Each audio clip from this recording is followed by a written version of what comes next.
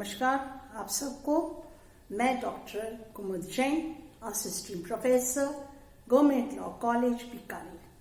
पूर्व के वीडियो में अपन ने इंट्रोडक्शन स्टार्ट कर दिया था Hindu adoptions and maintenance act 1956, यानी कि हिंदू दत्तक तथा भरण पोषण अधिनियम 1956 जो अधिनियम है वह उसका इंट्रोडक्शन कर लिया था। आज के इस वीडियो में let's start with chapter 2 that is adoption, यानी कि दत्तक संबंधी जो प्रावधान दिए गए हैं वह इस अधिनियम के अध्याय 2 में दिए गए हैं। और यदि आपको याद हो तो पूर्व में यह भी समझा दिया गया था कि जो धारा 5 से 17 है वह इस अधिनियम के दत्तक से संबंधित प्रावधान से संबंधित है। Section 5 to 17 deals with adoption. Let's start with section 5. मैं थोड़ा सा यहाँ एक चीज और समझाना चाह रही थी। Exactly government law college Bikaner के स्टूडेंट्स को थोड़ा सा ध्यान से समझें प्लीज। यदि आप हिंदू विवाह अधिनियम पढ़ते हैं तो जो हिंदू विवाह अधिनियम में जो वैलिडिटी है यानी कि जो विवाह है उसकी जो कंडीशंस हैं वह धारा 5 में दे रखी हैं।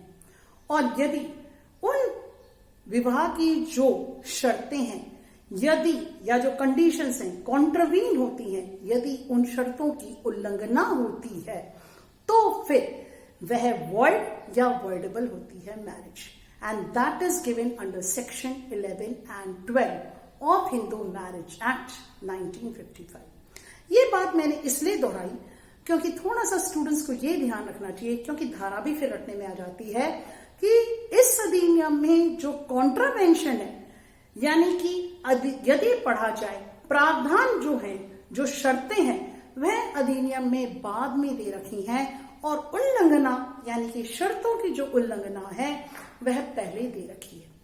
तो यदि धारा 5 पढ़ी जाए तो सबसे पहले तो क्या है कि ये जो अधिनियम है यह पश्चात है, यानी कि यह अधिनियम कब लागू होगा, इसके आने के बाद, यानी ये पूर्व से लागू नहीं है। लिखा हुआ है शब्द after the commencement of this act, यानी कि इस अधिनियम के प्रारंभ के पश्चात। एक बात, पहली बात, after the commencement of this act, this is very very important. इस अधिनियम के प्रारंभ के पश्चात। I am starting with section 5 जिसमें मैंने पहले अभी आपको बता दिया कि उल्लंघना के बारे में पहले बता रखा है और जो दत्तक संबंधी प्रावधान है वह धारा 6 से लागू है, यानी कि धारा 6 से बताए गए हैं। From section 6 the provisions relating to adoptions has been given. Now what is it?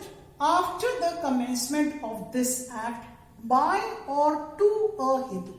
ये शब्द bye or to a Hindu बहुत इंपॉर्टेंट है। पहला शब्द है बी बाय बाय और टी ओ टू, बहुत इंपॉर्टेंट शब्द है, यानी कि किसी हिंदू के द्वारा या निमित्त। अब ये जो दत्तक है इसमें 2 तरह के व्यक्ति हुए, एक हुआ गिविंग, एक हुआ टेकिंग। तो देखिए थोड़ा सा मैं वापस याद करने के लिए ही बोल रही हूँ, थोड़ा गवर्नमेंट लॉ कॉलेज बीकानेर के स्टूडेंट्स के लिए प्लीज एक लिटिल बिट आपको छोटी सी एक जो प्रॉब्लम सॉल्व करने के हिसाब से अगर आपको याद रखने की जो ट्रिक है वो थोड़ा समझ लें। अधिनियम जो दत्तक है वह किससे संबंधित बना हुआ है, देने से या लेने से, यानी कि जिनके पास नहीं है तो सारे प्रावधान जो संबंधित होंगे वो लेने से ज्यादा होंगे।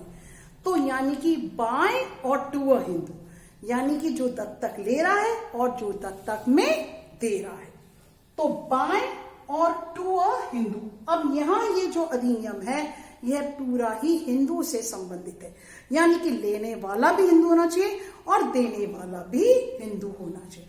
शब्द लेना और देना मैंने इसलिए बोला, सिंपल वर्ड्स, यानी कि जो दत्तक ले रहा है वह भी हिंदू ही होना चाहिए और जो दत्तक दे रहा है वह भी हिंदू ही होना चाहिए। नेक्स्ट, अब इसकी contravention, by or to a Hindu except in accordance with the provisions as given in this chapter, यानी कि एक्स शब्द मैंने वापस रिपीट कर दूं, by or to a Hindu except in accordance with the provisions, except with the provisions, in accordance with the provisions contained in this chapter.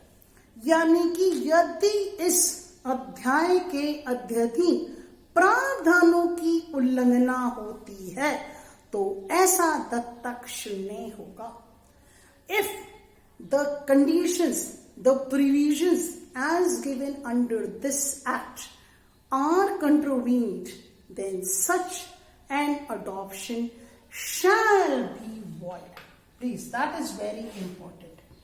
यहां पे क्या हो जाएगा? void. इसलिए मैंने आपको कहा कि धारा 5 में कॉन्ट्रवेंशन पहले बताया गया है.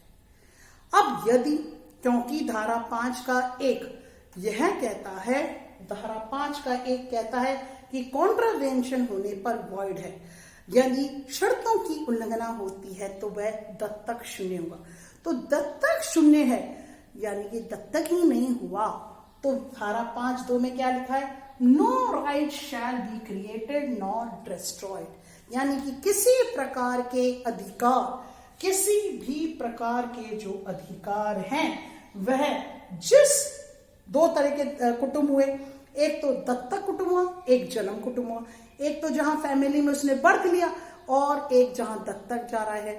तो जहां दत्तक कुटुंब है वहां किसी भी प्रकार के जो अधिकार हैं वह क्रिएटेड नहीं होंगे. वह जो अधिकार है किसी भी प्रकार से सृजित नहीं होंगे. और दूसरी बात, जहां उसने जन्म ले रखा है, क्योंकि दत्तक तो शून्य है, वहां वह दत्तक क्योंकि हुआ ही नहीं तो डिस्ट्रॉयड नहीं होंगे, यानी कि किसी प्रकार से जो अधिकार पूर्व में उसके पास थे वही अधिकार रहेंगे. तो ना तो अधिकार सृजित होंगे और ना ही अधिकार समाप्त होंगे. इस प्रकार से ये बात धारा 5(2) में कही गई है. मैं रीडिंग मार दूं एक बार प्लीज. धारा 5(2) की यही है कि an adoption which is void shall neither create any rights in the adoptive family, or neither it shall destroy the rights of any person in the family of his or her birth. यानी कि किसी भी प्रकार के कोई अधिकार ही नहीं होंगे. मैं रिपीट वापस इसलिए करना चाह रही हूं क्योंकि थोड़ा धारा 5 इंपॉर्टेंट है. धारा 6, 7, 8, 9, 10 जो बाकी की धारा है वो इसी से संबंधित है. पहली धारा क्या बोली अपन ने कि वह वॉइड होगा. यदि कोई दत्तक है तो वह शून्य है यदि किसी कंडीशंस की, शर्तों की उल्लंघना होती है. एक बात. दूसरी बात, क्योंकि दत्तक ही शून्य है तो कोई भी राइट्स ना तो क्रिएटेड होंगे और ना ही डिस्ट्रॉयड होंगे. Repeat in English and Hindi I wanted to say again. कोई ऐसा दत्तक जो शून्य है, ना तो दत्तक कुटुंब में किसी भी व्यक्ति के पक्ष में अधिकार का सृजित होगा और ना ही दत्तक के कारण अर्जित करने के सिवाय अर्जित नहीं कर सकता था. यानी कि वह दत्तक के कारण जो अधिकार अर्जित कर सकता था अब वह है ही नहीं. तो इसलिए neither created nor destroyed. So this is exactly what is section 5. अब सेक्शन 6 यदि देखें तो सेक्शन 6 क्या है? वह है requisites of a valid adoption. बहुत इंपॉर्टेंट है सेक्शन 6. विधि मान्य दत्तक संबंधी अहर्ताई. और मेन जो क्वेश्चन बनता है वो इसी में. तो जो पहली शर्त होगी वह किस व्यक्ति से संबंधित होनी चाहिए? छोटी सी प्रॉब्लम और छोटी सी ट्रिक यदि हो, वह उस व्यक्ति से संबंधित होनी चाहिए. देने वाले से होनी चाहिए या लेने वाले से होनी चाहिए? वह लेने वाले से होनी चाहिए, क्योंकि लेना ही दत्तक का यहाँ मुख्य उद्देश्य है. लेना, ठीक है, टू टेक इन अडॉप्शन. इसलिए यह जो व्यक्ति है, पहले जो 6(1) है वह किससे संबंधित होगी? लेने वाले व्यक्ति से. और 6(2) किससे संबंधित होगी? देने वाले व्यक्ति से. और 6(3) किससे? जो बच्चा, जो अपत्य दत्तक में लिया जा रहा है. दिया नहीं, लिया जा रहा है उससे संबंधित, और 6-4 अन्य शर्तें। इस तरह से यह धारा 5 और 6 का इंट्रोडक्शन किया। नेक्स्ट वीडियो में अडॉप्शन कंटिन्यू करते हुए आपको बाकी की चीज बताई जाएगी। Thank you so much and please take care.